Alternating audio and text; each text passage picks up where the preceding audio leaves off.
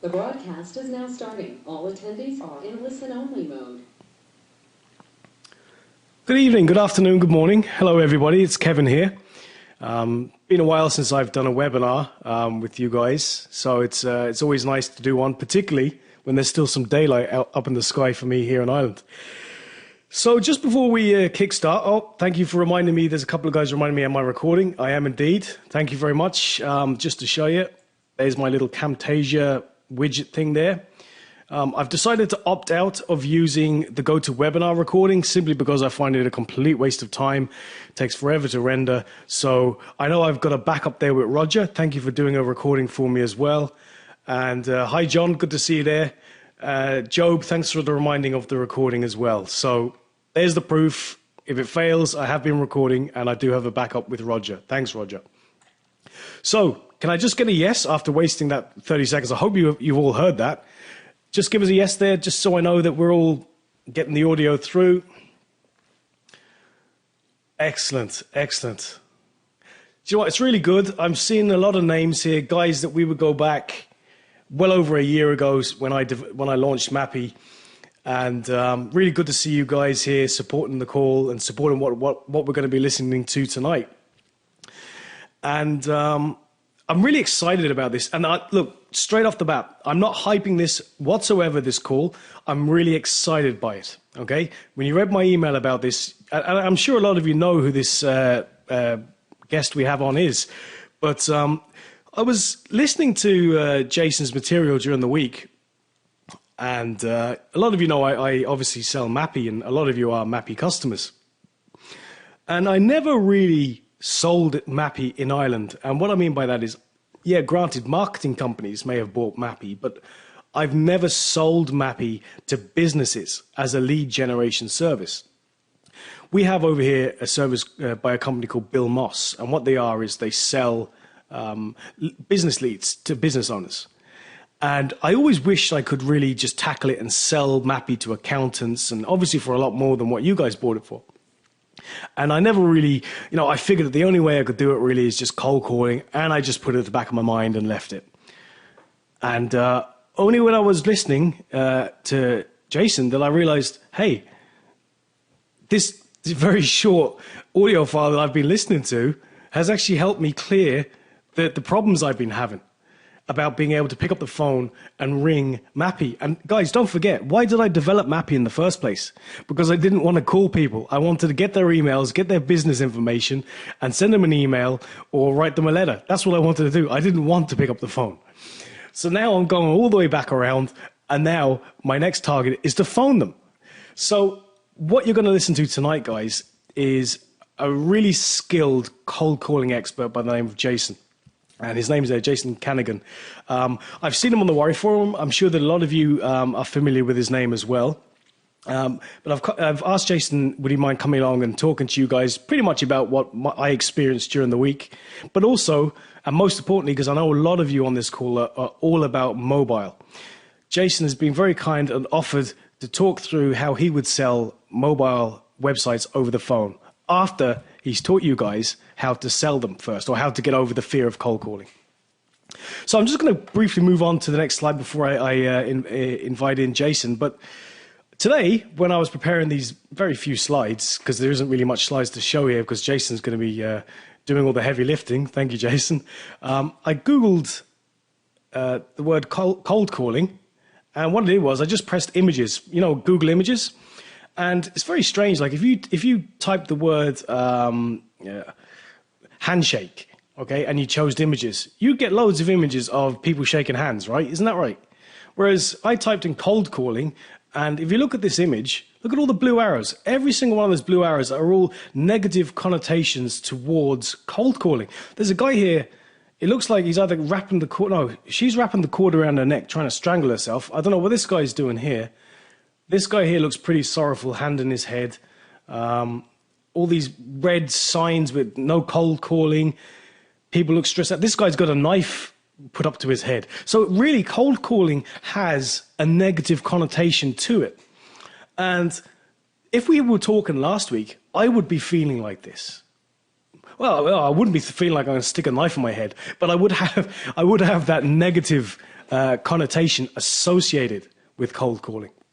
And it's amazing, really. After having listened to Jason, I don't feel like any of this. Actually, if I'm honest, and I don't mean to be hyping up and BSing here at all, but look at the first one. That lady there, she's got her arm raised. She's like, yeah, great. That's how I feel. It's just like, yeah, whatever. You either want it or you don't. Next, please. And I feel like that. And it's unusual that something could have a big impact like that on me. And that's why I was really excited. And I wanted you guys to get on this call and just hear what this guy has to say. I'm really excited, and what I'm going to do is now I'm going to introduce you to Mr. Jason Canagan. Jason, are you there? Yeah, thanks for inviting me to talk with your listeners, Kevin. I appreciate it. That's great. And just everyone, just want to make sure, just sound check. If you do have any questions during the call, I'd like to ask them at the end. So if you do have them, fire them away here now, and I'll be cataloging the questions, but I'd like to leave them towards the end because what you're going to hear is very important. And I'd like not to interrupt Jason because when I was listening to it, I wasn't interrupted. And I think it's probably the best way to learn this stuff. So I'm going to mute my mic, but I am going to be here listening because I'm sure I'm going to pick up lots of nuggets out of this. And I'll leave it over to you, Jason. Jason, take it away. Thanks, Kevin. Hey, everybody. Thanks for being here. I thought, what could I give you guys that would help you right now? That was really the most important thing on my mind. And the first thing was just looking at all these images. These are scary images, I agree. It's really demoralizing. And what happens usually when people decide to make a few calls, and they've never made any before, it really doesn't take very long before feelings of frustration and disappointment, being hurt, kind of settle in. And I'm talking 10, 12 dials, really not much. You may have experienced this yourself. And then after that, very short time later, 3, 4, 5 more dials, it's become full-blown panic. You're feeling very tense, shaking even, maybe sweating, and your mind is full of very loud, negative thoughts. Like, I can't do this, what a waste of time this isn't fair. I'm doing my part, I'm making calls, why aren't they there? They're not answering. And if they are, they're just saying, I'm not interested in hanging up really quickly.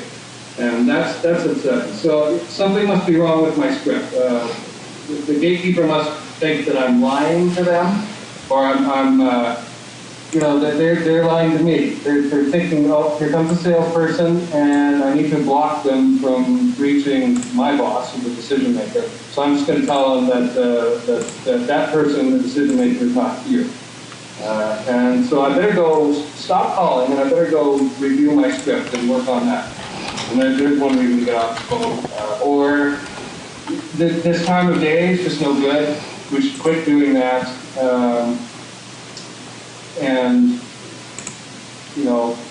think about it. Maybe try next Thursday at 4 in the afternoon or 2 in the afternoon. We'll try another time. Any real reason to get off the phone. I'm sick and tired of calling dentists. I've called 10 dentists. None of them wanted to talk. Half of them didn't even answer their phones, and so I'm going to quit. And this is really a common feeling. You may sympathize or empathize with these sensations right now. And I want to kind of give you a handle on what's going on here to kind of give you some reality about it. Because if you don't know what's going on, it's going to run you instead of you running it. It's going to push you around. And circumstances are going to end up being in control. That's certainly not what we want. We want you to be in control. So I'm going to share a couple numbers with you, and they're going to straighten this situation out for you. The first one is that there's two big fears here, I guess, about calling. Is that we're going to make calls, first of all, but people just won't answer the phone. And that's a fear. It may not be a reality, but this is a big worry that people have. And it leads to all those feelings and frustrations and taking it personally and feeling hurt that I just talked about. So the numbers that I want to give to you that will help deal with that is this. It doesn't matter, and this is important, it doesn't matter who's making the calls. So I could be making the calls. Or most of you probably know John Durham on the Warrior Forum. He could be making the calls. Or Zig Ziglar. Or it could be you. Or your next door neighbor. It really doesn't matter. We all have the same reality to deal with. And it starts with right off the bat, half the people you call aren't going to be in. Right off the bat, on average. It's an average. So I don't know where they are. They're in the lunchroom or complaining to each other around the water cooler, or maybe they're in a training session, they're in a meeting, or out at lunch, or on a sales call of their own, ignoring the phone, working on a special project. I don't know. But half the time, they're just not going to answer the phone. They're not available. Of the people that do answer the phone, half of them can't actually talk right now. It's a bad time.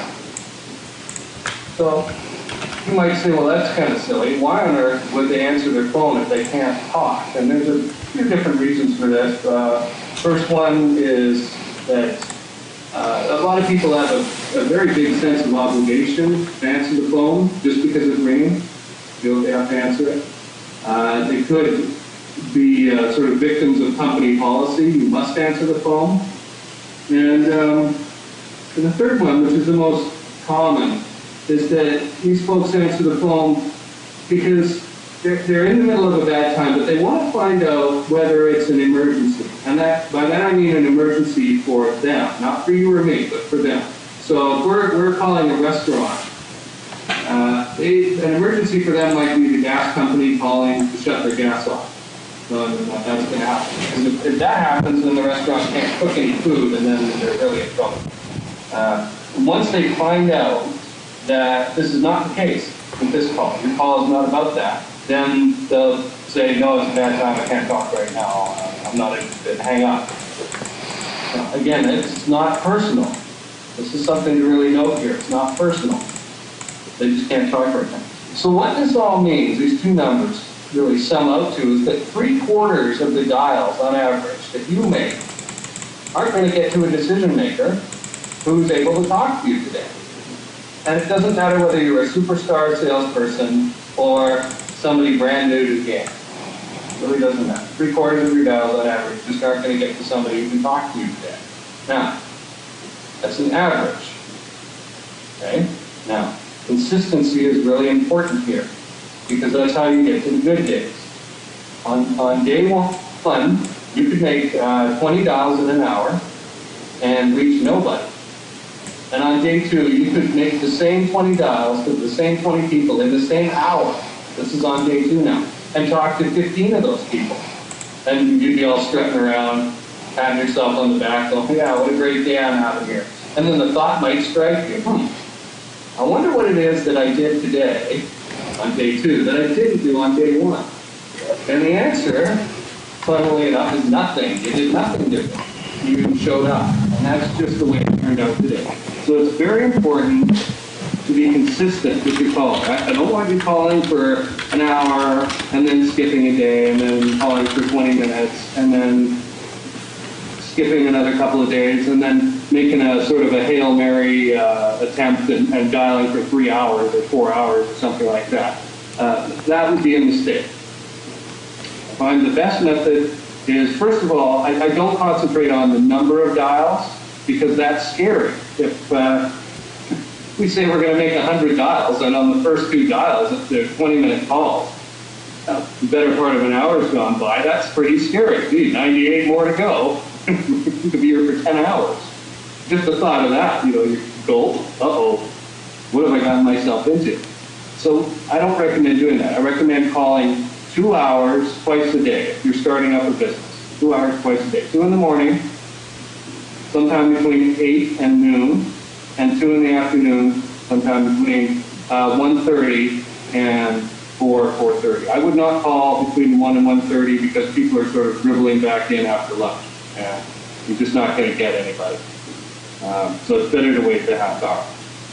If you're a more established company, 2 hours once a day, and then even you could cut it down to 2 hours twice a week or something. But this kind of phone prospecting should always remain a part of your business, because you need to feed that sales funnel. You need to feed it with opportunities, or you're just not going to get there at the end of the month. You're not going to get your numbers. So it doesn't matter which 2 hours you call, by the way. If you know you're going to call for 2 hours, though, there's nothing scary about that, is there? There's a beginning and a middle and an end, and you know it's going to end. You know it's only 2 hours. Frankly, after you get a little bit of experience at it, the first hour's going to blow by. They're going to feel that that was like 20 minutes.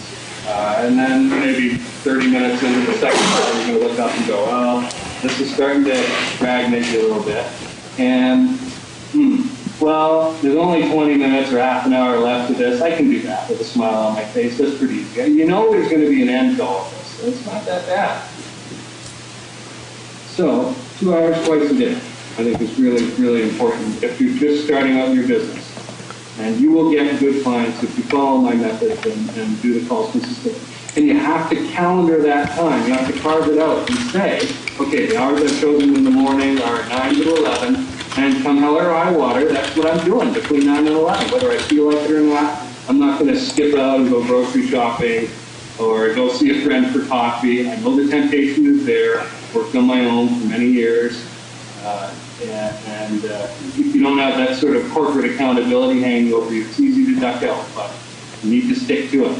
And you just know this is what I'm doing every day, Monday to Friday, between 9 and 11. You will get good results. So, what I recommend, I'm always looking for ways to make reality work to our advantage. And how do we do that here? Well, if I am calling into a new market, I know that I'm not going to get to talk to decision makers right away. It's simple, right? I know that 3/4 of my dials are not going to get through on average to a decision maker. I am going to get to talk to a lot of gatekeepers though. So how can I use this to my advantage? And the answer is simple. You just understand that in sales, what you do today is probably not going to get you into a revenue-producing situation. You're not probably going to make the sale today off of what you did today. But what you did 7 days ago, 10 days ago, that, what you started doing back then, making a call and then following up with another call and then having a third call, that is probably what's going to get you a sale today. So this is why, again, consistency is really important. You've got to build that inertia. So,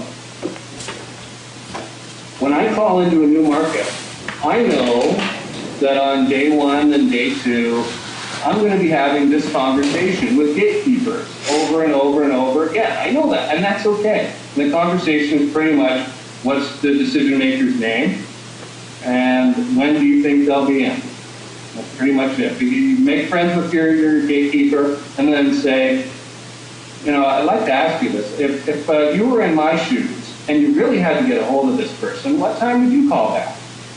And I'd give you a time. 2 o'clock. Okay. But you won't be working them, will you? That's a negative reversal. Very powerful. You won't be working them, will you? And they'll say, well, of course I will, you know, more often than not. Oh, okay. Well, that's great. Will you remember my name? Will you put my call through when I call back? If you take the time to say those next 2 sentences, those, you know, will you remember my name? Will you put my call through? If you take the time to set up that upfront contract, they'll help you. There's no reason for the gatekeeper to be your enemy. It's all in your head. You turn them into a friend. Let them help you. They want to help you. Okay. Just reading what Kevin wrote here. Okay. It's kind of like a rap star echo. So that sets up a time that's a high probability time that I'm going to get a hold of this decision maker. Will it turn out every time when I call back? Of course not. But it's a way better opportunity than if I did nothing and just randomly took a stab at it, right? And you go and you calendar it and you do it. So tomorrow at 2 o'clock, I'm going to be calling this guy back. Okay? And when you do, on days 3, 4, and 5, because I've already set up all these calls with the gatekeepers, days 3, 4, and 5, guess what? I'm not talking to gatekeepers at all. I've already got my calls set up to get through to the decision makers. I've got their names and high probability times, and the gatekeeper is my friend, and they're shooting my calls through. So that's who I'm talking to, days 3, 4, and 5, are my decision makers. And then I run out of decision makers and I'm back to talking to gatekeepers. A new set of gatekeepers early next week. And that's perfectly fine. See, when you understand that there's a process here, you're making progress. You're not getting frustrated. You're not getting disappointed. Oh, I couldn't talk to a bunch of decision makers today. It sucked. Oh, I could talk to a gatekeeper. Well, if you make use of it, because that situation is going to be there regardless of how skilled you happen to be at selling, just because because that's the way the numbers work. You're going to get better results and you're going to be less frustrated. Okay, I hope that makes sense to everybody. All right. Now, in the interest of time, I want to move on to what I would call a quick and dirty way of selling any kind of mobile service. So it could be a mobile website, SMS, SEO, Facebook fan pages, reputation management. You could convert what I'm about to share with you to sell any of those things. Because, here's the secret, the prospect does not care about what you have to offer. They don't. And as soon as you open up your mouth and say, I'm a web designer, or I'm an SEO guy, or I do Facebook fan pages, you have turned yourself into a commodity. So, everybody watch Fight Club. I wonder if you remember that from a few years back. First rule of Fight Club, if you don't talk about Fight Club, I want you to think about Sales Club. First rule of Sales Club is you don't talk about your solution. I want you to move off the solution. Don't talk about it. The prospect doesn't care. The prospect does not care what you do. What the prospect cares about in all these cases, because if you take a step back, one level of abstraction out, what all these solutions do is the same thing. They produce a steady stream of qualified inbound leads for your prospect's business. That's it. In the case of reputation management, you're removing barriers to the flow of that steady stream of qualified inbound leads. That's all they care about. They want more people calling them or showing up at their door. That's what they want.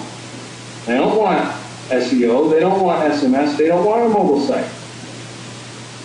So we are not going to talk about it, and we're not going to let them turn us into a commodity, because the moment you're a commodity, you know what happens. Well, let's line all of them up, all these potential suppliers. Let's list them off, features and benefits, and of course, compete by price, and everything being equal, I'm going to go with the lowest price. Wow, that sucks. I don't want that. You're a high-value, trusted advisor. You provide expertise to the situation here. I want you to be paid accordingly. We're not going to get paid for making a mobile website. We're going to get paid for providing them a solution that brings them a steady stream of qualified inbound leads. You see, the prospect, again, does not care how you do it. If your way of getting a steady stream of qualified inbound leads to them is to get a herd of giraffes and kind of mush them and rush them through town square, all wearing large monogrammed scarves with the corporate logo of your client on it and the phone number, and that gets their phone ring with qualified inbound leads, they'll love it. They don't care. If it's to get a hot air balloon and fly it over an affluent neighborhood and drop leaflets advertising their business, and that results in a steady stream of qualified inbound leads, they'll love that too. And both those examples are just as outlandish as putting something called a Facebook fan page up on the internet, and that turning into a steady stream of qualified inbound leads. Okay? So, got to kind of wrap your head around that one. Okay? But be a solution provider, not a commodity provider, and you will get paid a lot more. We'll get right into how to make the call. And some of you on the Warrior Forum will remember this from a post I put up earlier this week. I thought, again, how can I help people right now? That first chunk of this. What people say, the salespeople say, the first couple of lines that come out of their mouth, first couple sentences, are usually so bad that it means that there is no rest of the call. Prospect says, forget it, and hangs up. Okay, here's how a typical salesperson sounds to a prospect. Hi, you want to buy a mobile website? It's $297. Now, that should sound lousy to you. If it doesn't sound lousy to you, then you definitely need to keep listening. And if you realize that it sounds lousy to you, you need to keep listening to find out, well, what can we say that's different than that? We need to stand out. Right? There was no value in that statement. Why should I get this mobile site thing? And most people don't even know what a mobile site is. I didn't until about 6 months ago. Now I had to ask. I thought it was something that moved from place to place, like a rental site or something. You know? I educated myself very quickly. We need to sound different. and behave differently so that we can get treated differently. So the first couple of things out of your mouth are what are going to make or break this call for you. This is why most salespeople's calling statistics, if they keep them, are so lousy. You're going to make 200 or 400 dials to get one client? Wow, that's awful. I don't do that. I can make 6 dials an hour, and the telemarketers would laugh at that. 6. But you know what? I'm going to get something out of those 6 dials. I guarantee it. Something. So here's what we're going to say. Okay, and let's recall what I explained at the beginning of this conversation, which is that half the people you call aren't even going to be in, and half the people who do pick up the phone, it's going to be a bad time and they can't talk right now. So we have to build that in to our calling them. Otherwise, we're going to get stomped all over. I mean, I got to protect your self-esteem here while you're calling. Otherwise, you're going to quit making calls. So we don't identify ourselves at the start. We don't say who we are. When you get through the gatekeeper and you get to talk to the decision maker, here's what you're going to say first. Let's say our decision maker, I've used this example before, I use it again. An Italian restaurant owner, we're niching down really, we're only calling Italian restaurant owners today, named John. So John answers the phone. It's John. You say, hi John, is this a bad time to talk? And that's how we start. Counterintuitive. We have 2 jobs. We'll step back for a minute. We have 2 jobs with the beginning of our call to ensure that we continue and get them to listen to what we have to say and possibly have a conversation about it. The first thing is we need to get them out of what they are doing when we call and on to the call. I don't want them fooling around with the internet or reading emails or doing crossword puzzles or ordering inventory or scheduling staff or staring out the window. I want them on the call with you. No distractions. So, this is what we're beginning to do here. The second thing that we do is we want to reassure them.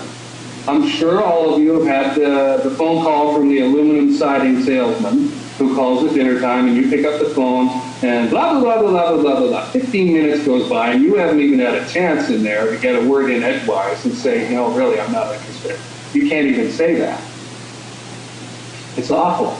And so prospects are terrified that, wow, this is a sales call. Uh-oh, the guy's going to talk for 10 minutes straight without taking a breath, and I'm screwed. I'm stuck here now. I can't even, except by being horribly rude and hanging up. I can't get out of this. So we need to reassure them that that is not what is going to happen. So, keeping in mind, when people answer the phone, half the time they can't talk, bad time. We need to find out whether it's a bad time. Hi, John, is this a bad time to talk? We don't ask if this is a good time because it's not counterintuitive. We need them to go, huh? What's going on here? Okay? There's only 3 possible responses to this question. Yeah, it is a bad time. Okay, I'll call back. Click, and you hang up and you're gone. You don't identify yourself. You don't try and continue conversation. If this person is angry or upset, you don't want to get involved. I got involved once, okay, by accident. I called and it was a bad time and I gave my name and I tried to get a time to call back. I called back a couple of weeks later, okay? And I was trying to invite this guy to a free sales training seminar in the evening, free, mind you. And I called up and said who I was. And before I could get any further, he roared at me, oh, I remember you. I'm not interested. And he hung up. It was really loud crash. And I sat there, kind of blinked at the phone and went, what the hell happened? And the answer is, my name got associated with whatever bad time or bad emotion that he had had that other day. So this is why we don't say who we are at the start of the conversation. You don't want to get associated with whatever horrible thing went on over there just before you call. Because half the time something bad did happen. Hope that makes sense to everybody. So, second possible response to, hey John, is this a bad time to talk? Is, oh, it's always a bad time, what do you got? Very common. And that's okay, we can work with that, we'll continue. The third response is the one we'd really like to hear. No, it's a good time. Who's this? This person is out at what they were doing. This person is on the call with us. at least for right now. Okay, we've achieved step one here. Okay. Second thing we're going to say. Whatever they say, they could even say, well, who is this and what's this about? That was kind of like the second answer there, and that's okay. We're still not going to identify ourselves for a reason that'll become apparent. But we're going to do this reassurance thing, and we're going to set up what's called an upfront contract. An upfront contract is something that is used by professional salespeople all through the process. As a structure of, I'm sure most of you know about if-then statements. That's how these work. If I do this, you agree to do that. If I do this, will you do that? If I do this, then you will do that. That's an upfront contract. So, hear it in here. Appreciate the question, John. Or appreciate that, John. Let me take a quick minute. I'll tell you why I called, and then you can decide whether we should keep talking or not. Does that sound fair? Now, there's a fair amount going on here. Let me take a quick minute. We are assuring them that this is not going to be 10 minutes of benefits of aluminum siding thrown at them and hoping that nothing sticks. Tell you why I called. That's our promise. Let's do that. And then you can decide whether we should keep talking or not. Now, it looks like we're handing control of the call over to the prospect, doesn't it? Surprise. We're actually exerting control here because of the upfront contract. We're saying, if I tell you why I called briefly, will you tell me whether we should talk or not? We're trying to qualify here. Find out, should we be talking to this person in detail? So, we are exerting more control because of this upfront contract. And they're relaxed because 99 times out of 100, or maybe even 999 times out of 1,000, the person will be thinking this, well, I can listen to this idiot for 60 seconds and then tell him to take a hike. I can do it. There's no pressure here, you see? So, most of the time, almost every time, they will say, yeah, sure. Okay. Now, what will happen in a very, very rare minority of cases is this. They will say, no, I'm not interested, or I'm busy, or something. Okay. It's happened to me about a half a dozen times in the years that I've been using this process. Doesn't happen very often. Now, just answer yourself this question. Is this rejection? And the answer is no, it is not. Because they don't know who you are or why you called. It's not rejection. What happened actually is they stayed on the line. It was a bad time, but they stayed on the line to find out whether this was an emergency or not. Is it the gas company calling to shut off our gas supply or something like that? As soon as they find out it's not them, they're gone. They have to go deal with the emergency. And that's fine. You can say, okay, great, thanks, like, or something. And call back in 2 days or a week or I don't care. But you can call them back. They probably won't remember the format of the call. They never heard your name or why you were calling. So their mind's on their problem. So don't worry about repeating this process a week from now. They're probably not going to remember at all. Okay, most of the time, almost all the time, prospects will say, yeah, sure, go ahead. Tell me what you got. And that's okay. That's good. What we need to recall is that most people in CEO or business leadership or owner positions are salespeople. They have done sales and they like salespeople and they empathize with salespeople. So if you are making a cold call, you can even say, that's the cold call. They'll respect you for it. They'll like it. This person's got some chutzpah, or they got some guts. They're calling me. That's great. I like it. They'll even just play along, Okay.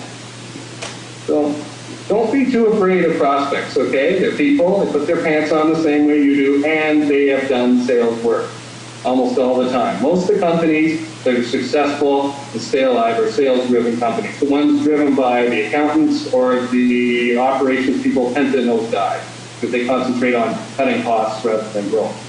Keep that in mind.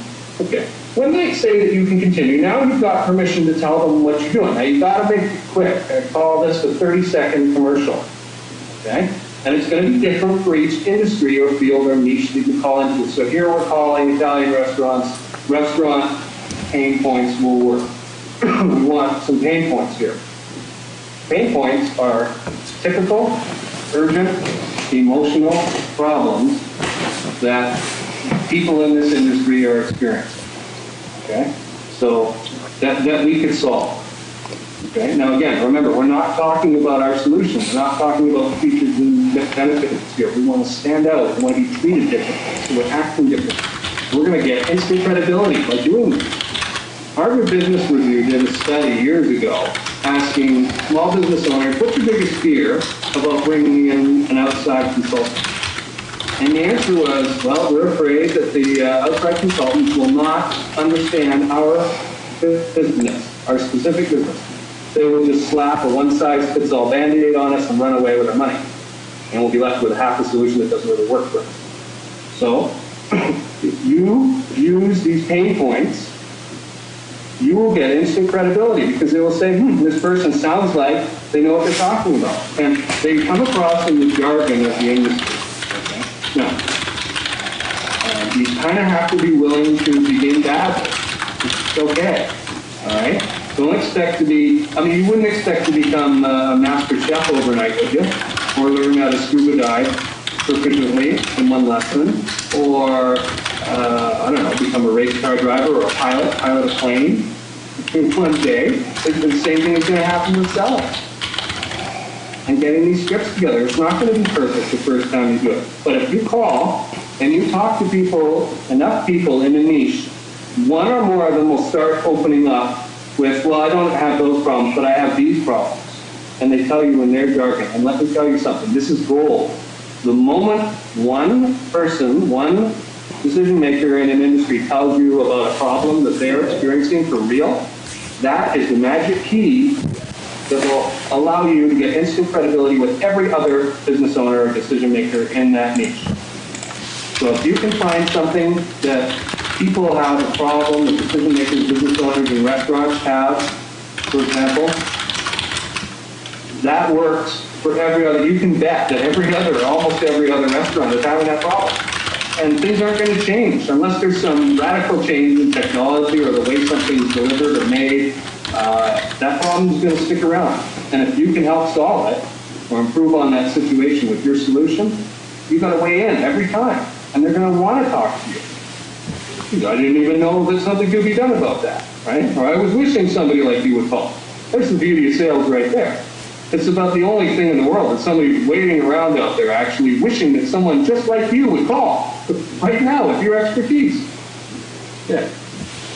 So, what does this 30-second commercial sound like? Well, begins with something like,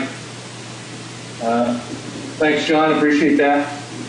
My name's Jason Canigan, and I work with restaurant owners who are, and here come a couple pain points, and they start the structures with a negative emotional word: frustrated, concerned, upset, disappointed, irritated, aggravated, something like that. People move away from that kind of thing. They want to solve that kind of problem.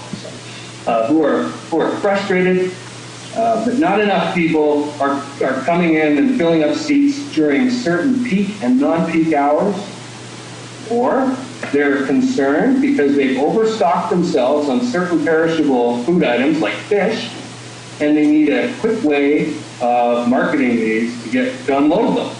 And such. Those are two restaurant industry pain points right there. It would make me, and I have 8 or 10 years of restaurant experience, sit up and take notice. Exactly, yeah. And SMS right there, bang. Mobile site, bang. Right? They can get that message out there right away. So that is a quick example of a 30-second commercial. And you can use that at networking events. Or if somebody traps you in an elevator and says, what do you do? Well, I do this. I work with companies that are frustrated about this and concerned about that and upset about this other thing. But I don't know if you have any of those problems. Now you've got conversation starter. And if your points are bang on, if you've got those great pain points that people in that industry are really experiencing, you're going to have instant credibility and they're going to want to talk. Now, in traditional consultative selling, we could stop there and say, but I don't know if you have any of those problems, and see what they say. With this quick and dirty method, I'm going to crank it up so that you create instant, massive value, and they're going to want to talk to you even more. Okay. Now, we don't talk about the solution. We don't talk about technical terms. Technical terms make prospects react badly. I don't want it, I don't need it, I don't understand it, it scares me, and whatever the price is, $500, $200, whatever, it costs too much. So we don't want to get boxed in. That's why we don't say we're a web designer, okay? So, before you call, I want you to go and do your Google keyword search. Everybody still understands Google. That's okay. You know, you have to be really from the backwoods to not know about Google. And find out the exact phrase, terms for whatever it is. Italian restaurant, Wilmington, which happens to be the town I'm in right now. And find out, okay, there's 6,000 people a month searching for, Italian restaurant, Wilmington, North Carolina, or something like that, right? Now you got something, because that's the size of that steady stream of qualified inbound leads. That's its size, right? That's flowing by every month, 6,000 interested people. Now, here's the beauty about mobile sites. I love mobile sites because of the way people actually use them. It's not a desktop site. You need to think about this. Think about how you surf around on a desktop site, right? It's 2 in the morning, you're in your pajamas, get a beer, get a baby, I don't know. But it's casual surfing. And this is what leads to 1-2% conversion rates in sales on pages like that. But a mobile site, the person searching on a mobile device for something wants it right now. They want to go eat or book a party at a restaurant like this one right now. If they are searching for a plumber, you can bet their pipes just burst. If they're searching for a dentist on a mobile device, you can bet they got a toothache. They are cavities. They got a problem right now. These are really qualified leads. These are people who want to find a solution to their problem right now. So we need to weave this into what we're about to say next. So we issue our pain points, like I just said, and then we move right into, now, John, just because of the business that I'm in, before I called, I did some quick research, and I found out, and I don't know if you're aware of this or not, there are 6,000 people a month searching on mobile devices specifically. I'm talking iPods, cell phones, things like that, for Italian restaurant Wilmington. And these aren't pajama-wearing casual surfers, John. These are people who want to book a party or come and eat lunch or dinner at your restaurant, or a restaurant like yours right now. And guess what? They're not seeing you, John. They're flowing right by, all 6,000 of them every month. You don't get any of it. So, I'm not saying that I could divert that whole stream of 6,000 to your door. Anybody who says that's a liar. But I can say truthfully that I can divert some. So, some of these people will be calling you and showing up at your door and becoming new guests. So John, I don't know, is this worth talking about for a couple minutes? And see what they say. Now, compared to, hi, do you want to buy a mobile website? It's $297. How do you think what we just did stacks up? Let's think about that for a minute. What would you say? Now, if I don't interrupt myself to explain what I'm doing every step of the way like this conversation that I'm giving you takes about 6 minutes to go through. So if you're calling the way I show you how to call, you will have this conversation, I mean, I can't guarantee it, but typically 1, 2, 3, 4 times an hour. You'd probably make a sale if you have the 4 times an hour, sale an hour. I don't see why not. So, our prospect is only going to respond 1 of 2 ways to that question. Right? As we're talking about for a couple minutes, the steady stream, qualified and dominant. No, everything's awesome. It's all good here. Or, yeah, of course, I'd love to talk about it. Okay. If they say, no, everything's great, odds are they're lying. All prospects lie. Now, they don't lie kind of on purpose in that situation. They're not doing it to hurt you. And when we are prospects, you and I, we lie too. I'll give you an example, or 2 examples. We don't share how bad the problem really is. Because again, we don't want to get ripped off by somebody. Now they know we really need it, damn. And second, we don't share how much money we've actually got, how big our budget really is. Because again, now they know how much we have to spend. Okay. Scary.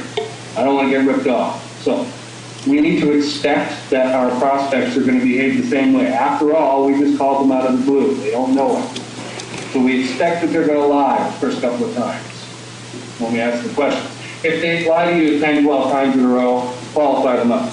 They're a pathological liar, you don't want anything to do with it. But, first couple of times they say, no, everything's great. I don't really believe you. Now, you can't fight them.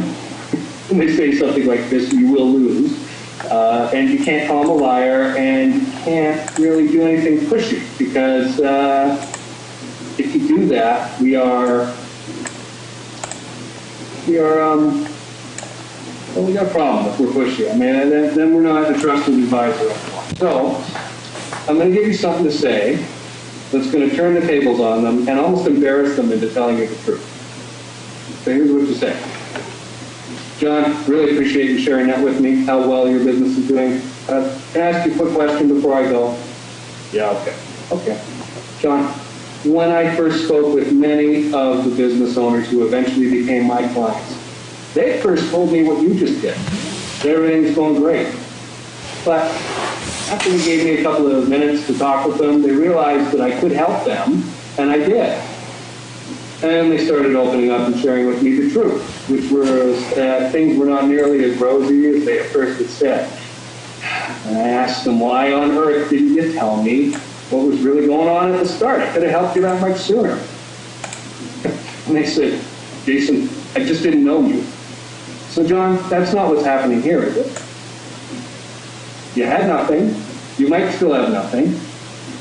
But they may open up and start telling you the truth. Well, okay, let's talk for a couple minutes. What do you got? If they say, okay, they're open to talking, no. It's time to use this technique I call monetizing the problem. And this is how we're going to create massive value. You've already got credibility. Now we're going to show the value of our solution, whatever it is. Again, they have no idea what your solution is at this point. It could be writing their name in the sky with airplane smoke on their website. I have no idea, okay? They have no idea. So we're going to move right into monetizing the problem. Now, there's a principle at work here. And you'll see it in posts of mine or in reports. I italicize it every time. If they say it, it's true. If you say it, you have to defend it. Even if you say exactly what they would have said, if it comes out of your mouth, you got to defend it. So we can't say I can get you 200 new clients or guests a month. We can't say that because they will say, baloney, I don't believe you, I don't trust it, you got to prove it to me. And now we're bringing out technical expertise and talking about our solution. It's way too soon to do that. It's dangerous to do that.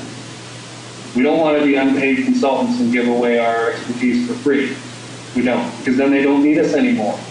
How many times have you had a great conversation with someone who you thought was going to be a good customer? You explained everything all about it. They nodded, tapped you on the back, told you what a great person you are, and then they disappeared and never bought from you again, or ever even talked to you again. You chased them for a while with phone, voicemails, email. Never happened. You know what happened? They disappeared. They went off to find what you offer at the lowest possible price, because they know what you know now, and they don't need you. So we don't wheel out our technical expertise until it's safe. We know it's safe. We're not going to get screwed here and get made into unpaid consultants. So, let's see here. Monetizing the problem. And if they say it is true, if we say it, we have to defend it. So, John, let me go hypothetical here for a second. If I could wave a magic wand and do what I just said, divert some of those 6,000 qualified leads a month to your door and your phone, calling you coming in, how many do you think you could turn into guests, clients, customers? How many do you think? Now you got to have a number here in your head, okay? For a restaurant, I got a number of about 200 a month. That's 6 or 7 a day. New customers, I think that's pretty reasonable. I can do that. Okay. So you got that in the back of your mind, but you don't tell them that because then you'd have to defend it. So you ask them. They say, I don't know, 50, or I don't know, 200, or I don't know, 1,000. They're going to be too low, and you got to put in this word. I forgot to say that. Let me reiterate. Conservatively, how many new clients, customers, guests a month do you think you can get from this method? If I do everything I say I can do. Conservative. We want it to be conservative because they might hold you to it. So, if they come in with 50 new customers or guests a month and you know your number is 200 and you're comfortable with that, We can say, God, I appreciate that. There really is a conservative number, 50. Well, we can go with that if you want. Based on the experience I've had with other businesses like yours, 200, 6 or 7 a day is a number that I'm comfortable with. That's conservative on my end. So, I mean, we could go with 200. You want to go with 200? Maybe we can go with 50. You want to go with 200? And more often than not, they'll say, sure. Now you got them agreeing to it, though. You haven't, pushed it on them or anything like that. If they say 1,000, wow, John, I really appreciate the confidence you have in me and bringing in all these new business opportunities for you. But that to me is a bit blue sky. It's not really conservative. Let me share with you that with businesses like yours, we've been able to achieve 200, 67 days. So that's conservative for me. You want to go with that? Let me go with that. Move on. If they say 200 or 180 or 220 and you're happy with that, just say great. Now you're right on bang on. That's right in the range that we've been achieving. Now you can move on. Now you got something. Now here comes the money. Example with the restaurant. Gotta ask, John, would you be comfortable sharing with me your guest check average? And how much does the average Joe spend when he comes in here? What's his bill? Food, wine, appetizers, desserts, right? All that stuff. If they don't know this, if the restaurant owner doesn't know this, run. Get out of there. They don't deserve to be in the business. Okay? This is a qualifier question as well. Okay? They may say, I'm not comfortable sharing that with you. Okay? That's okay. John, appreciate that. Not everybody wants to. Just keep the number in your head, okay? Think about it. Now multiply it with the number that we just talked about, the 200, okay? And if they tell you it's $50 a head, that's the guest check average, 50 times 200, wow, $10,000 new revenue, conservatively, every month. And you didn't really provide those numbers, did you? They said it.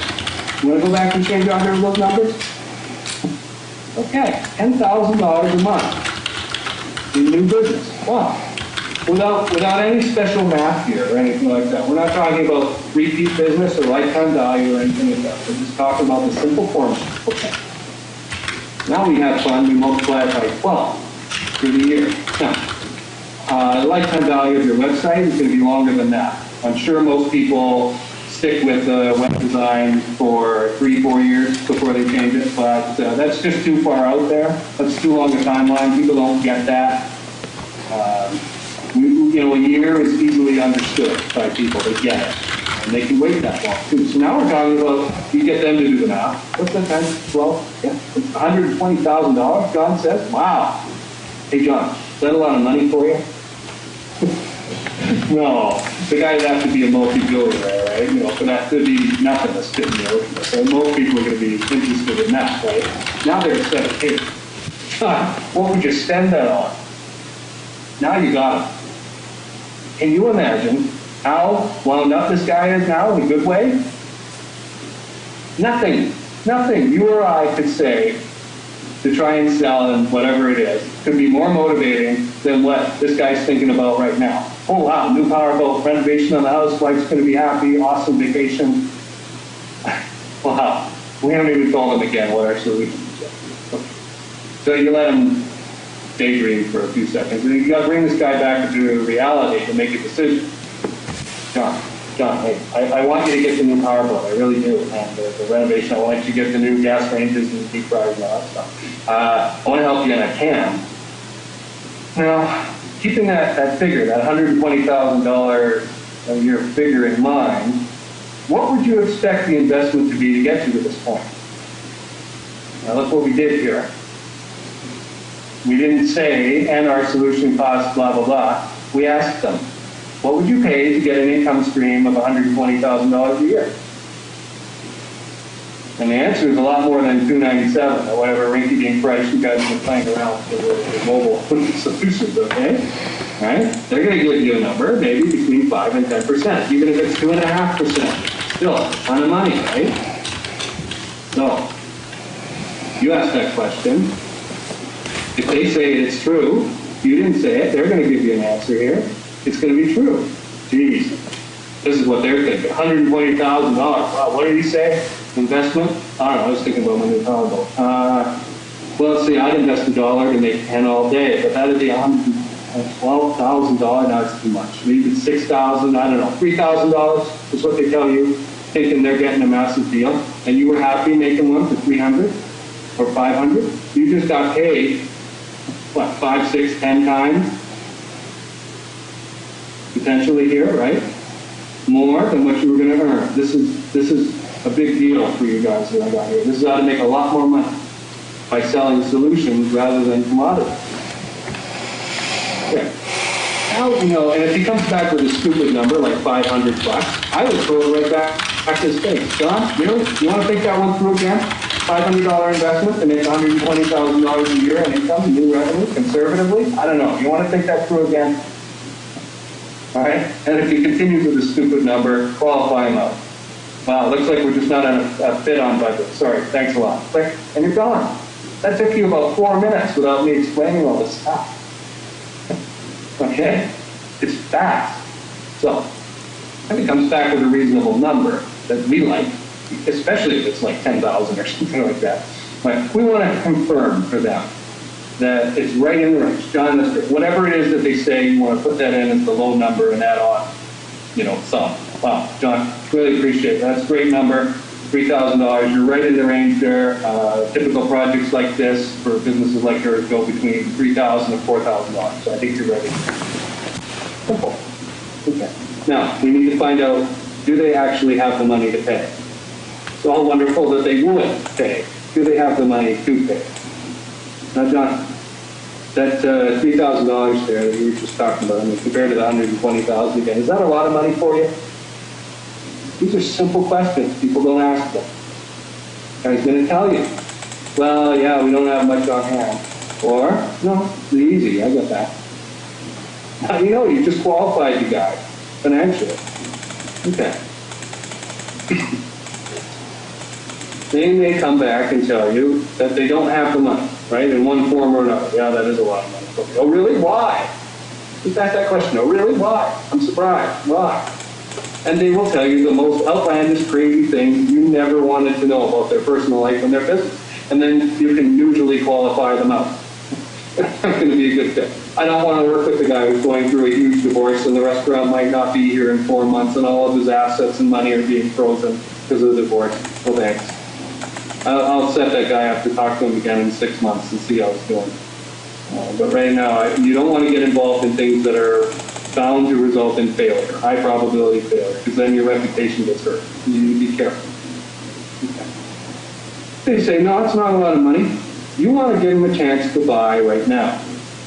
Now, right at the top of the hour, so I want to kind of scoop through this, but there's a thing I work with called the DISC profile, the ISC. It's 4 different personality or behavioral types. And the D's, the I's, the S's, and the C's. And the high D's often run businesses. They like running businesses and being in control. And the thing is, the way high D's make decisions is snap decisions based on strategic value equations. Well, what did we just give them? Invest $3,000, get $120,000. Should change. They may buy right now. Sight unseen in your solution. They don't care. They don't care about these things. So, John, next question for you guys is, how do you get involved in this kind of a thing? Maybe you bring out your credit card or write me a purchase order or, write out a check. Heck, do you go into the back office and bring me back a big sack of money? I don't know. I'm laughing. The high D's might just say, and I'm saying it's 1 in 100 here maybe, but they might just say, yeah, I'll write the check out right now. Who do I make it out to? They might. You don't have to do any more. And then you can do your design analysis and all that other stuff later. If they're like the rest of the population, they'll throw up their hands and say, whoa, I don't even know what we're talking about here, Jason, you're moving too fast. It's all right. Now we can move in for the close. This is okay. Fine. It's called the non-closed close. The format is, if I show you what you want to be shown and the way you want to be shown, will you give me a yes or a no at the end of our conversation? So, if you're going to go and set an appointment now to go see someone in person, this is the time to do it. If you want to continue doing all your selling by phone, continue on the call. If you want to set up a time to show them a demo site that you're going to make, this is the time to set that up. By the way, demo sites, do not ever, I don't ever want to hear about any of you firing over an email with a link to your lovely new demo site and then waiting and wondering what the prospect thinks about it. and getting frustrated and upset. It's your own fault if that happens. It's like walking up to a 15-foot high concrete wall and throwing your hat over and wondering what happened to it on the other side. Did they get it? Did they like it? Did they hate it? Did the squirrels eat it? I don't know. We've got to be smarter than this. If you're going to show people a demo site, you make sure you're on the line with them. You're screen sharing, or you're in person, or you're on the phone with them while they're going over it. Because you will hear things that you will never have heard otherwise. What if they get it and the background you picked was red, and they hate red, and you just fired the link over blindly? They hate red. Oh, geez, red. I want it black. Oh well, it's probably too difficult to change and it's cast in stone, and if I tell them or her that I didn't like the design, they might get mad at me, so I'm never going to talk to them again. How many times has that happened to you? You have no idea. Actually, neither do I. Because we don't know what the feedback was. But if you were live on the call and you heard that, well, what is it? Oh, the background's red. Oh, hey, that's a quick one-line coding change. They don't know how easy or difficult it is. They have no technical knowledge. Cha-ching, you make the change. Refresh your page, John. Good. There it is with the new black background. That was good. Now you've got a chance. Okay? So, here's where we can set our time. Let's say we'll do a demo site and maybe some SEO work, a report or something like that. We can go over with them. John, well, what I'd like to do then, I appreciate that. If I were in your shoes, I'd want to see a solution too and know everything about it. And I'm happy to do that. There's a little work in it, for it. I've got to set up a quick demonstration for you. Again, we're not going to talk about demo sites because that would tip them off on what the solution is. And I'd like to go over it with you. It will take me a day to put it together. So let's schedule time 2 days from now to go over this. It'll take about an hour, probably less, but let's have the time in case we need it. And we'll go over everything. I'll answer all your questions. And at the end of doing this work, all I ask in return is that you give me a definitive yes or a no. And, here's why. A yes is fine, obviously. It means that we've looked over everything and you're totally delighted, you want to move on. We'll figure out what that next step looks like then. A no is also fine.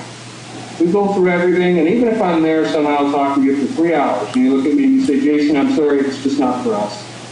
That's okay. I promise not to get upset. It's my job to get out in front of people. It's all right. What I can't accept is that you need to think it over. And here's the reason for that. In the past, I have let people tell me that they need to think it over.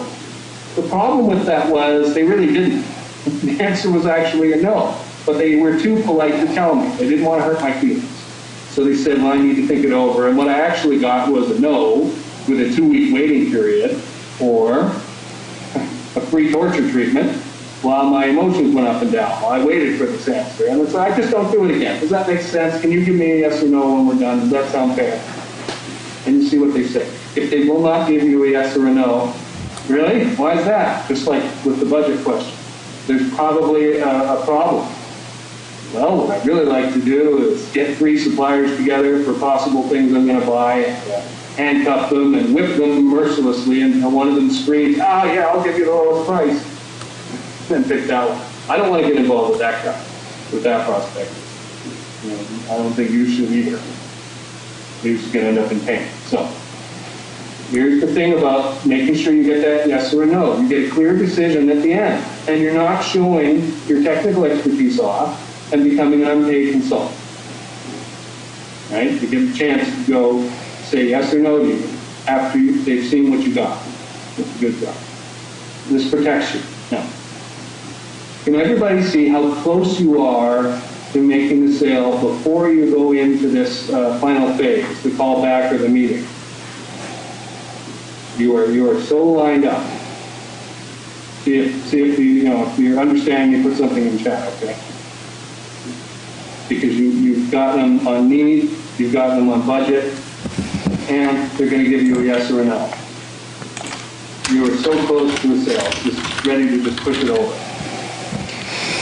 So, that would be that. If you can go through that process, that conversation will take you about 6 minutes to deliver. You can have it several times an hour, and look at all the value that you're creating. You are going to get sales. How can you not? With that kind of a value equation and them giving you the numbers, you're not forcing anything down their throats. So Kevin, I was wondering if you could pop back on and, kind of take us to the next step or see if anybody had any questions. Respond. Thanks, Jason. I tell you, I've learned so much more in that call again after listening to it earlier. And well, if you could see me now, I'd nearly be doing a standing ovation for you. But look, that's here or there. Getting an awful lot of positive feedback here. Everyone, just want to know how you found that. I'm buzzing by it. You can see some notes there. It's not very often, guys, that you would get value like this on a webinar. A lot of you have been on my webinars, and there's training and stuff, but Jason has really taken it to another level for me. You can clearly see this is his field. I'm not a cold calling guy, and to be honest, I'm not even a great salesperson.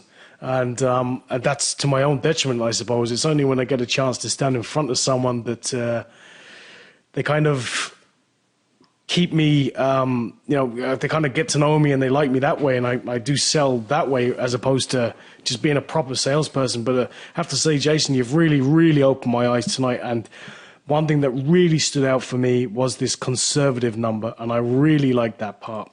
So thank you for sharing that, specifically that point, because I know you were thinking whether you would be mentioning that or not tonight, and I'm glad you did. I think a lot of people got a lot of value out of that. And just going to open it up now just for a few minutes. Does anyone we have any questions here? And yeah, just Peter's there has made a point. It's funny how a lot of the stuff is, we would have known this a long time ago and we never really remembered it anymore. And it's only when you're listening to you there, Jason, now, how it so easily applies to our everyday life as offline marketing consultants. It's amazing, So guys, any questions for Jason while we have him here? I know Jason's got a few things he'd like to share with you about what he does.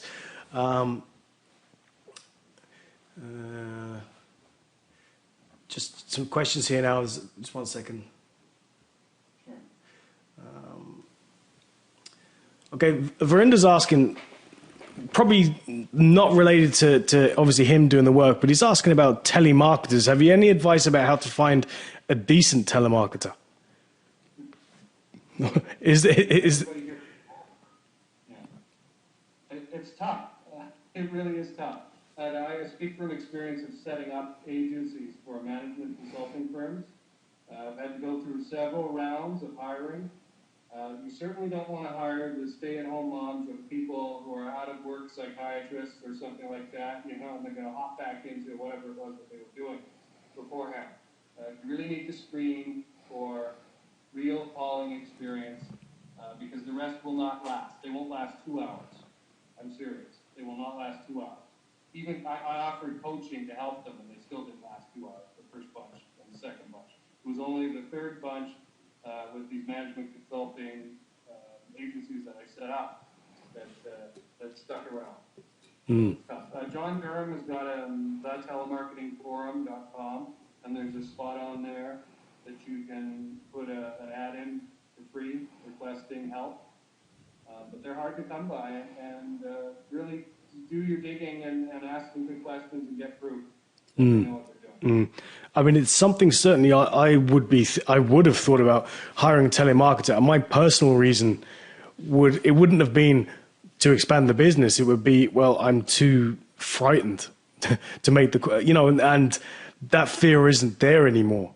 But it would have been there as to why I would have considered getting a telemarketer as opposed to doing the work myself. And my business coach, guys, he has a telemarketer and he pays him, get this, €300 per qualified lead. Now that telemarketer is making a fortune. It's his job that when he gets a qualified lead, he knows he's getting €300. But of course, he has to do his prospecting right and make sure he gets the right person, because my business coach then has to go and meet this guy. But he'll know by meeting this person whether he is actually interested or not. But the telemarketer does a good job to get that person interested. So a good telemarketer really is worth their salt. And I guess, like you just said there, Jason, they're not easy to come by. You can't pay them $8 an hour or something and expect to get high-performing ones. Yes. The high performers are probably out working already right now. You probably have to poach them from somewhere. Yeah. Any more questions, guys? Sorry, I've just missed here by John. I know you may have mentioned this earlier on in the call, and you might just want to just briefly touch on it again if you have time. John asks, where is it here? It's once you get to the decision maker, obviously that's great. We've got where we needed to get, but could you just go over briefly a way you get past the gatekeeper again? And I did like how I'm highlighting here on the screen that will you remember my name bit and will you put my call through the next time? If you wouldn't mind just touching on that for maybe another 30 seconds, we'd all really appreciate that. Okay, I've given this before. I didn't actually talk about this specifically, this part on the call. But we can go into it. It's a technique called the little unsure technique. You want to be a little bit unsure. There's a psychological trick that happens here. If we're a little unsure, people are actually going to want to move forward to help us. And I'm not talking about being wussy. You don't have to be unconfident. I'm a little unsure, right? You just call up the gatekeeper, and this is why you don't need to know the name of who you're going to talk to, but you do need to know what you want. So having those pain points from your 30-second commercial are pretty handy. So the gatekeeper answers the phone, XYZ company. Hi. I don't know if, I'm not sure if you can help me. My name's Jason, and I work with restaurant owners who are frustrated that they're not getting enough people in seats during certain peak and non-peak hours, blah, blah, blah. But I'm really not sure who I would speak with there about that, or who has that under their umbrella. Use that phrase a lot, under their umbrella. And they will turn into your friend. They will hum and haw and put you through to somebody. And when that person answers the phone, it may not be the right person. Who cares? Okay? We're just going to repeat what we just said. Ring, hi, it's John. Oh, hi, John. My name's Jason. I just got put through by switchboard to you because they thought you might be the right person for me to be talking to. I'm not sure. But I work with restaurant owners who are blah, blah, blah, blah, blah. And so I don't know if you have that under your umbrella or not. Oh, no, that's Ted over in purchasing. You got to talk to him.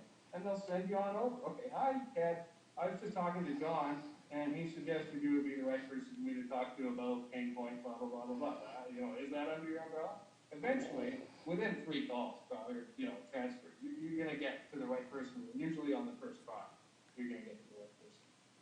Does that make sense? Oh, okay, that's very good. It's almost like a rinse and repeat thing. You're asking the same question, but to a different person every time. I like that. Kath, that website that Jason mentioned was called thetelemarketingforum.com.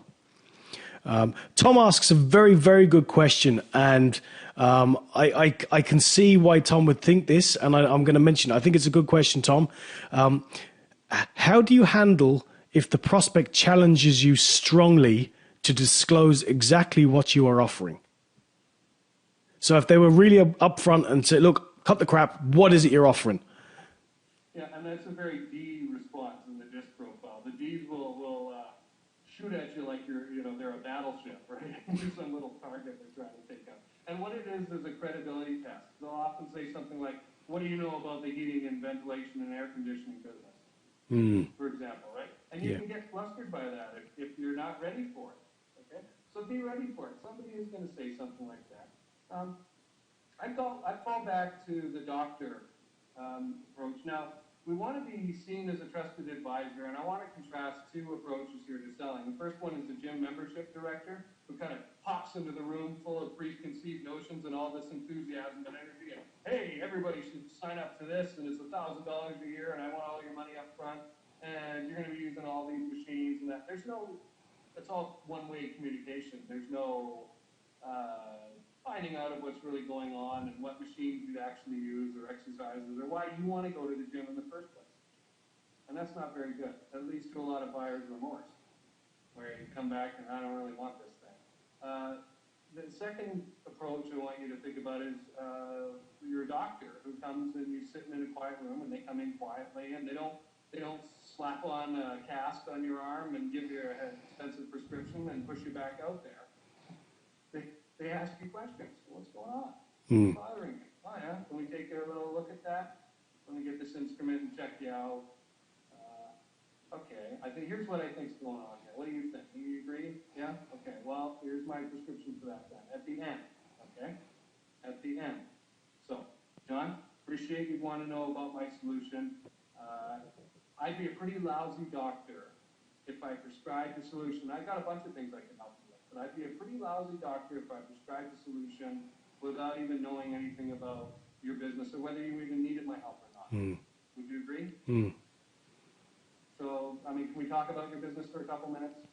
If it's a bad time, I can call back. I mean, if they're just going to be plain full on angry anyway or very confrontational, for me, I probably wouldn't even bother ringing them back. It would probably be someone that I wouldn't be interested in. Personality. Yeah. But again, it could be a bad time, right? And they're staying on the phone to find out if this is an emergency. Remember that. Yeah. Right? So again, just ask. This isn't a bad time, is it? Really? Tom just made a point there that the analogy you were using about the doctors, Tom asked the question and he was a doctor. So it's very, very poignant. Does it work for him? So, wow, Jason, thanks for that. Guys, come on. We've got an expert cold caller on the line. I would have thought you'd all have lots and lots of questions. There's a question here from Mike. Is the demo just to close the sale, and after the sale contract you go deep into the design specifications? Okay, that's a good question. Do you use the demo just to kind of get them over the line and say, yeah, okay, let's do it, or and it's only then you get into the nitty gritty, or do you get into the nitty gritty before you get the money, or you get the agreement? And say it's up to you. It really is up to you. You may not want to use a demo site, right? A guy like me, I probably wouldn't use one, but a lot of people want to because it's clear, right? And it doesn't take much to set some up and then talk about them. Okay, what's good, what's bad, what do you want to change? Or you can go into that meeting, right, that you set up, that second round, and say, okay, look, I want to find out exactly what you're looking for. One of the most powerful things you can do as a designer is push a blank piece of paper over and a pen or a pencil to your prospect and say, indulge me, draw for me the website you'd like to see. You know how powerful that is? Yeah. Because if they draw it and they like it, right? If they have an idea of what they want already and they show it to you, who do you think is going to get the order between you and somebody else who's trying to sell them a demo site or something like that? Right? Your way is perfect. Your solution is perfect. It's their solution, right? It's like give us your conservative number. Give us the website you'd like to see. You're getting them involved. Not all prospects are going to be able to do that for you. Right? But that's a qualifying thing. If they don't know what they want at all, you're the expert, you tell me, then you might have to fall back to a demo site or something, okay? Yeah. We're asking a lot more questions. But yeah, it's in that phase that I would ask the questions, one way or another. Either by showing them an example and saying, okay, what do you think about this? Compare and contrast to what you'd actually like. Or draw your own, and I'll make it happen because I can make anything happen. Or let's talk about it. Yeah. You give me a list of things you wanted to do and pages, and we'll do our little wireframe diagram, and off we go. Now, here's the thing. I'm going to add this in as a bonus, okay? I don't always talk about this. This thing called the monkey's paw. And the term comes from the Navy, or the maritime industry. The big ships come into port, and they need to tie up to a dock. And the cables for these big ships are huge in diameter. You and I could not pick them up, okay? So you're not going to throw that thing down to a poor deckhand, grab the thing and try and tie the ship up. You'd squish them to death. So they attach a small, thin line to that big one and throw that down. That's called the monkey's paw. And the deckhand catches it, or the dockhand, I guess, and ties the ship up, holds it in the big cable and ties it in that. So we're going to use that analogy to sell here. If somebody wants you to do a big design and or maybe a lot of research and do a report and that kind of thing, again, I don't want you doing unpaid consulting. I want you to get paid for what you do. So figure out how long it's going to take and what you could charge that would be fair for you. What would satisfy your self-esteem for doing this work. So if it's going to take you 2 or 3 hours, charge $200 or $300 for it or something like that. They say, and lay it out like this. Look, I will do this work for you. I'll get you this report or do this demo site for you or do this analysis or whatever and prepare it for you. And the investment for that, we want to use words like investment. We don't want to use cost or price. Those are scary words to prospects. The investment for that is $200 or $300, whatever it happens to be. Once they give that to you, that information is yours. You own it. Okay? You paid me for it, you own it. You can sit on it, you can throw it away. You can take it to somebody else to do something with, or you can bring me back in to implement the thing. And if you do, if I implement it, I will deduct the initial investment, the small one, from the total at the end. Okay, so you're not losing any money then. Does that sound fair? Does that make sense? Yeah, sorry, I had myself on mute there. I didn't want to interrupt you at all or hear any noises coming in. Perfect, that's very good. Jason, I've got just a couple of questions here. I don't want to run on. I really appreciate the value that you've given us in this call because I know you charge for this stuff. So with that said, I'm just going to fire in a couple more questions here and we'll then quickly move on and so these guys can know a bit more about you and what you can offer them. Job's asked a very good question here, and it's one I've pondered about. When let's say you've met the person, you organize to do a follow-up call with them because they can't talk now. Do you let them schedule a time to call, or do you say, listen, will I call you back on, say, next Monday at 3 o'clock? Do you let them give you a time, or do you set the time? What works best in your opinion? Yeah, I let them pick the time. Okay. They're the prospect. Yep. Okay. So you're ringing them when it suits them. Get them to commit to a time, though, and do the upfront contract. Look, we're going to talk. How long are we going to talk? What are we going to discuss? Yeah. Okay? Yeah. Who else? Does anybody else need to be on the call who's involved in this kind of a decision? Very good. Good points there. Do you need to get someone else involved, or is it just you that needs to be there? Yeah. Okay. So you're finding out, is this the decision maker there and then? Good point. Just another. Yeah, exactly. Sue made a good point there. If you do decide to do the whole, the idea of getting them to draw up a mock-up, maybe if you had in your, your Filofax when you're walking into the meeting, if you had maybe a few samples printed out of different websites, you could put that in front of them and say, which of these do you like the look of? So even that's a very good idea, Sue. Thanks. There's a thing from some training that I got. Don't put your seagulls in the picture, though. You have to be careful about that. And where that comes from is there was a little girl in the U.S. Who painted a picture in school, and this is grade school, elementary school, and her teacher came and said, well, this is nice, Alice, or whatever her name was, but what it really needs is a couple of seagulls over here. And the teacher painted these seagulls in. And the kid was really upset and went home to her parents and complained about it. And the parents ended up suing the teacher and the school board and whatnot, and won. Wow.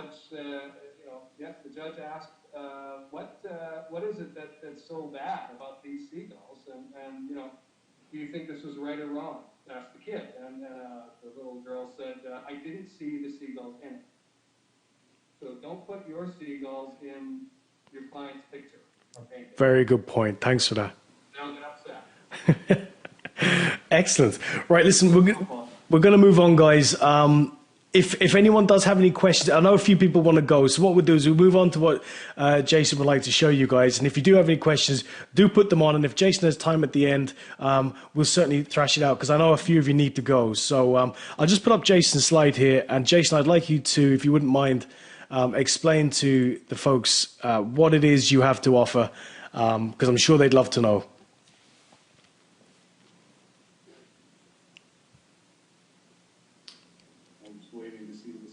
Oh, sorry, it's come across here on mine. Maybe my refresh is a bit slow. I'll just quickly go through them from what I remember.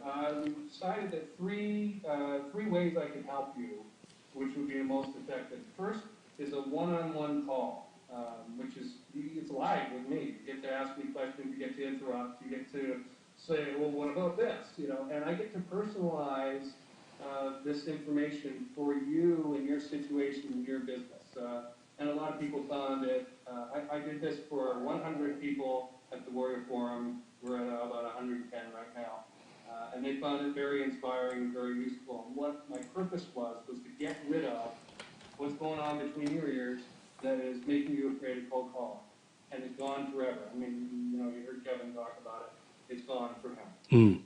Because I know, and I've developed this myself. I can't tell you when the answer appeared in my head, but I've developed the reason why.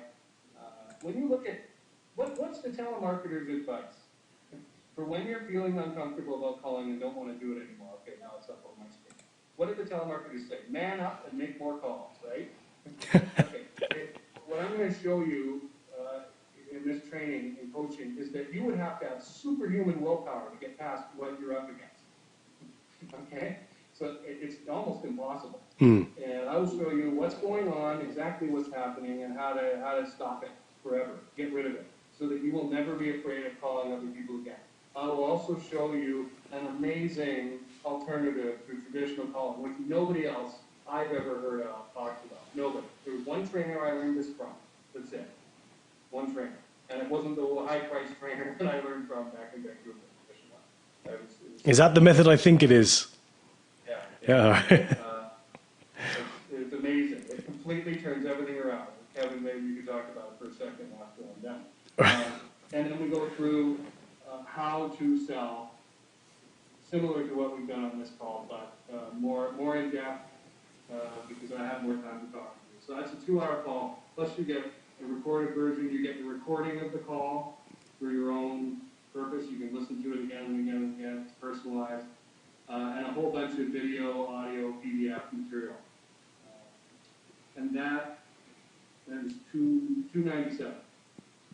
If that wasn't in your budget, but you really wanted to get the information, I'm on a mission to convert 100,000 salespeople into trusted advisors. Okay, I really hate that perception that the world has of salespeople as slimy tricksters who will say anything to get an order. And I want to turn us into highly paid, trusted advisors. So you can get a recorded version, audio and video training, with all of the bonus content that comes with the live version for just $57. Accompanying these 2 items. So that would be 1 or 2 there, or an either or. The third item, the script training, I got the wrong word, the questionnaire. Consultation. You get a script consultation. Okay. This is different from what we've talked about. If you want to build a 30-second commercial for your business, this is the thing, this third item here, script training.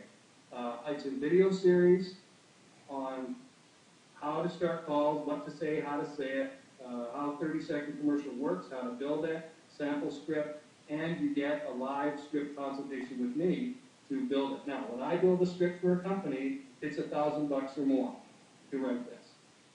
Okay? So think about how much money they're going to make with it. Okay? For the public, this video set and script consultation is $197. For you guys, it's $47. Okay, so I have dropped these down for what is $104. You can get all this, okay, all this knowledge. So, not being afraid to call anymore. Knowing a way of calling that puts you in the driver's seat every time gives you all the moral authority in the world. You're never going to worry about interrupting somebody else's day ever again, or whether they're reacting in any way to whatever a prospect does. If they want to talk to you, if they don't want to talk to you, it doesn't matter. It just bounces off of you with this technique. And you also get a script that works every time, a 30-second commercial that works every time, so that you can get instant credibility, and no matter where you are, sitting on the bus, talking to somebody, or the train, going from one place to another. If they ask you what you do, you got a great answer. So that you can begin a great qualified conversation. Kevin, did you have anything to add to that? Well, just the initial one-on-one where you were going to talk about a technique you learned from someone. I don't particularly want to reveal it. I think you reveal it in the audio 2 option as well. Anyway, but the value of that technique alone. It makes you actually want to pick up the phone and ring as many people as possible, which I find bizarre, but it kind of compelled me to see, well, I actually want a big list of leads to fire into and get through and get right down to the ones that want to deal with me. So you're kind of that technique coupled with the fact that really only three quarters of the people that you're, out of the calls you make on average, you won't be able to get through, and that's through no fault of your own. You want to get down to the quarter, and that technique. I won't even say the name of it because it would be unfair to you, Jason, to give the name of it. But that technique, coupled with the quarter people, it just blew my mind. So anyway, but is that in the third one, or is it in the 1 and 2 one? 1 and 2. 1 and 2. Other links live, I don't seem to be able to access. They should be working fine. kevlikes.it/cold1. Yes, they're working. Okay, cool. So some people are getting the clicks through. What I'll do is I'll just put the links in here. Thanks, John and Roger. Thanks for that. Did you want to explain any more on that, or will I move on? Well, I think the WSO write-ups really talk about everything what you get. And folks, if you look at these, are they going to go right to the WSO page? Are they going to go right to the WSO with all the comments and reviews and that? Yes, these links, guys, will bring you directly straight through to the WSO page, where you can get to see other people's reviews and comments about how they've succeeded. The first two, I just released that script training one yesterday. I've been selling it through my website since before Christmas, but I just released that on the Warrior Forum, the third one, yesterday. And we've already had a few sales of that. But the top two, I've done helped probably 150, 200 people somewhere in there with those two, and 100, and 10 of them have been live with the one-on-one coaching. And you can see all those amazing comments there. Again, I couldn't have bribed all those people to say those great things. And you've also helped me as well, and I appreciate that, and for the time you've given tonight. Guys, I know a lot of you on...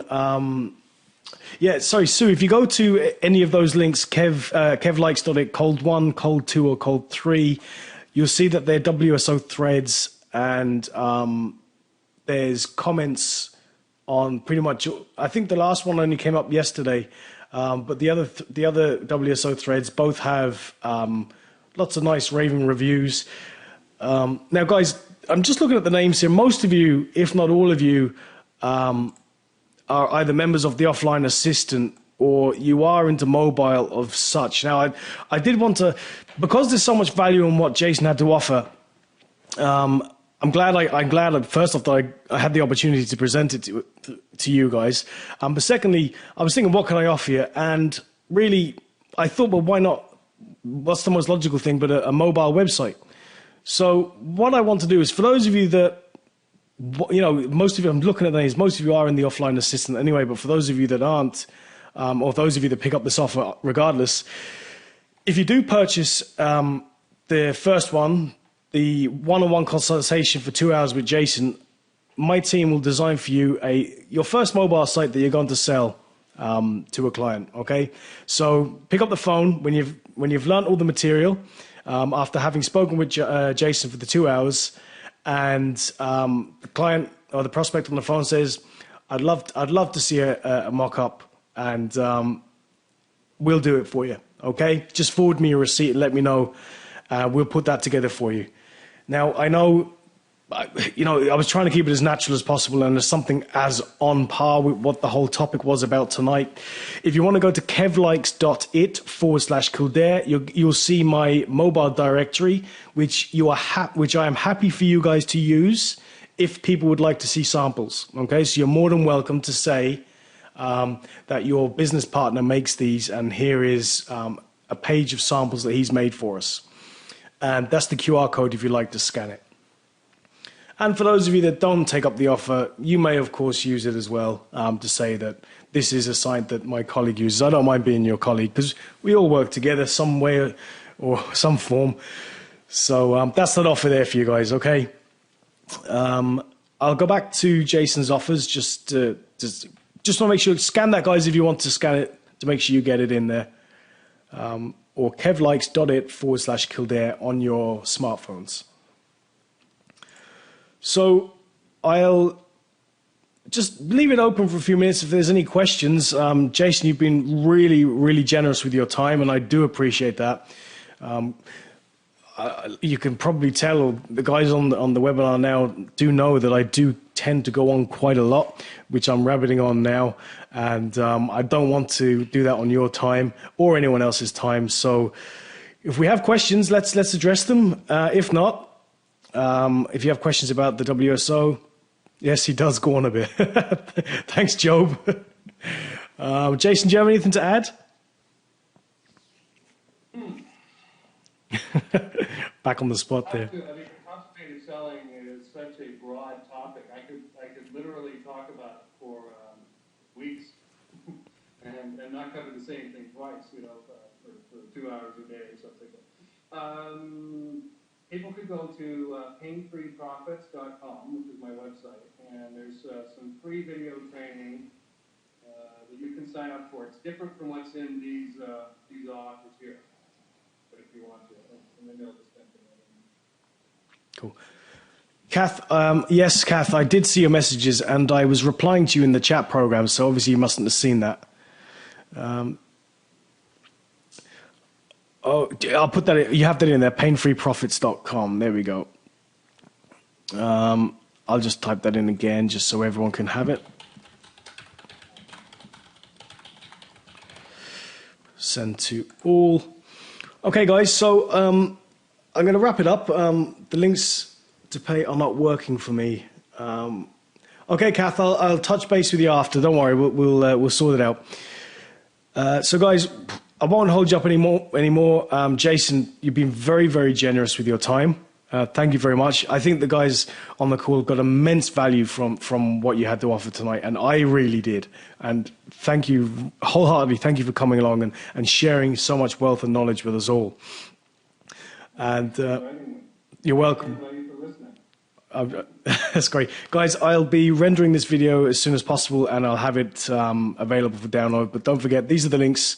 kevlikes.it/cold1, kevlikes.it/cold2, and kevlikes.it/cold3. Thank you very much for your time, guys, and I look forward to maybe getting Jason back on here again to share some more stuff with us. And I look forward to speaking to you all again soon. Thank you and good night.